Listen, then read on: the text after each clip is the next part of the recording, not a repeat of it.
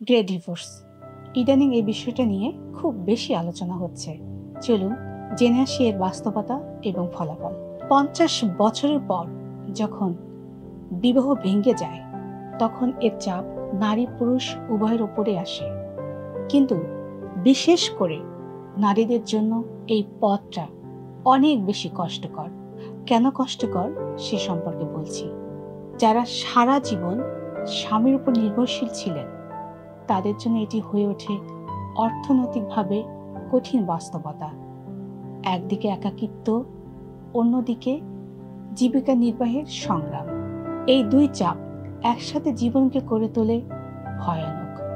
সমাজও তখন সহানুভূতির বদলে অনেক সময় দেয় সমালোচনা, ফলে মানসিক কষ্ট দ্বিগুণ হয়ে যায়। তবুও সত্যি হলো, প্রতিটি নারীরই উচিত নিজের স্বাবলম্বিতা গড়ে তোলা, কারণ জীবনের যে কোনো সময়ই নিজেকে দাঁড় করিয়ে রাখাটাই সবচেয়ে বড় নিরাপত্তা। গ্রে ডিভোর্স নারীদের জন্য শুধু সম্পর্ক ভাঙ্গন নয়, বরং অর্থনৈতিকভাবে টিকে থাকার লড়াই। তাই নারীর স্বাবলম্বিতা কখনই বিলাসিতা নয়, এটাই আসল নিরাপত্তা।